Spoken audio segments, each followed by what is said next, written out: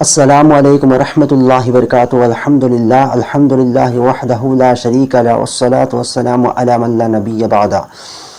সুপ্রিয় দর্শক শ্রোতারা, আজকে একটি হাদিস আপনাদের সম্মুখে উল্লেখ করতে যাচ্ছি। পরে হাদিসটি প্রথমে বলতে চাচ্ছি যে আমাদের মধ্যে অনেক সময় অনেক গুনাহ হয়ে থাকে, অনেক পাপ হয়ে থাকে, যে পাপগুলোকে আমরা খুবই ছোট মনে করে থাকি, কিন্তু এই পাপগুলো খুবই বড় ধরনের হয়ে থাকে, এতটুকু পর্যায়ে হয়ে থাকে যে এই পাপ, এই গুনাহ যে ব্যক্তি করে থাকে তাদের প্রতি আল্লাহ রাব্বুল আলামিন কিয়ামতের দিন রহমতের নজর করবেন না। হাদিসের মধ্যে বলা হচ্ছে আল্লাহ কথা বলবেন না, এর অর্থ হচ্ছে তাদের প্রতি আল্লাহ রহমতের নজর করবেন না। তাহলে এই গুনাহগুলি কতটুকু বড় হতে পারে যে কিয়ামতের দিন আল্লাহ রাব্বুল আলামিন এই গুনাহগার ব্যক্তিগণের প্রতি রহমতের নজর পর্যন্ত করবেন না। এই গুনাহগুলো কতটুকু বড় হয়ে থাকে, আমাদের সমাজের মধ্যে এইগুলির প্রতি অনেক লোকেরা লক্ষ্য করে না।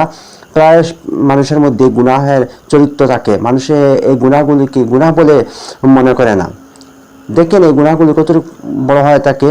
যেমন সহিহ মুসলিমের মধ্যে বলা হয়েছে, হাদিসটি আপনাদের সম্মুখে আমি উল্লেখ করতেছি। বর্ণনাকারী হচ্ছেন হযরত আবু যর গিফারি রাদিয়াল্লাহু তাআলা আনহু। রাসূল করিম সাল্লাল্লাহু আলাইহি সাল্লাম বলেন, সালাসাতুল লা ইয়াকাল্লিমুহুমুল্লাহু ইয়াওমাল কিয়ামা, তিন ব্যক্তিদের সঙ্গে আল্লাহ রাব্বুল আলামিন কিয়ামতের দিন কথা বলবেন না। দেখেন, আল্লাহ কথা বলবেন না, এর অর্থ হচ্ছে তাদের প্রতি আল্লাহ রহমতের নজর করবেন না। অন্য হাদিসের মধ্যে বলা হয়েছে নজর করবেন না, রহমতের নজর করবেন না। কোন ধরনের তিন ব্যক্তি? প্রথম বলা হয়েছে আল মান্নানু আল্লাযী লা ইউতি শাইয়ান ইল্লা মান্নাহ, যে ব্যক্তি কারো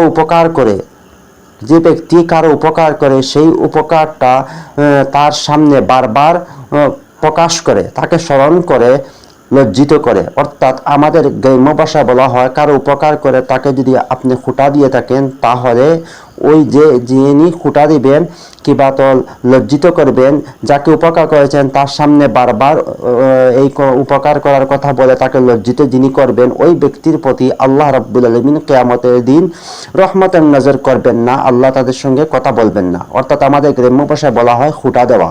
কারো উপকার করে যদি আপনি খুঁটা দিয়ে থাকেন, তাহলে আপনার প্রতি আল্লাহ রাব্বুল আলামিন কিয়ামতের দিন রহমতের নজর করবেন না। দুই নম্বর ব্যক্তির ব্যাপারে বলা হয়েছে ওয়াল মুনফিকু সিলআতাহু বিল হালফিল ফাজিল। দুই নম্বর ব্যক্তি হচ্ছে যে ব্যক্তি নিজের কোনো জিনিস বিক্রি করার জন্য আল্লাহর নামে মিথ্যা কসম খেয়ে থাকে।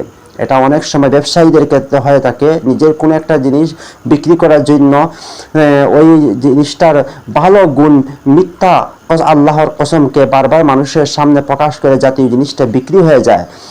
দেখেন, ওই রকম চরিত্র যদি কোনো ব্যক্তির হয়ে থাকে, আল্লাহ রাব্বুল আলামিন তার উপরে রহমতের নজর কিয়ামতের দিন করবেন না। এটা ব্যবসায়ী ব্যক্তিদের ক্ষেত্রে প্রায় সময় হয়ে থাকে, যে কোনো একটা জিনিস বিক্রি করার জন্য প্রায় সময় তার মিথ্যা গুণ, মিথ্যা কোয়ালিটি মানুষের সামনে বলতে থাকে। এবং অনেক সময় অনেক ব্যবসায়ীরা রয়েছে যে আল্লাহর কসম পর্যন্ত খেয়ে থাকেন যে আমার এই জিনিসটা খুব বেশি ভালো, আপনারা কিনে নেন।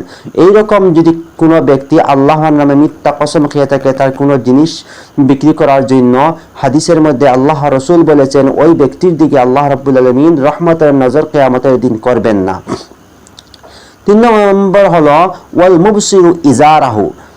মুবসিরু ইজারাহু, যে ব্যক্তি তার কাপড় অর্থাৎ পাজামা হোক কিংবা তো লুঙ্গি হোক, এটা পুরুষদের ব্যাপারে, পাজামা হোক কিংবা তো লুঙ্গি হোক, টকনুর নিচে যদি পরিধান করে, ওই ব্যক্তির উপরে আল্লাহ রাব্বুল আলামিন কিয়ামতের দিন রহমতের নজর করবেন না।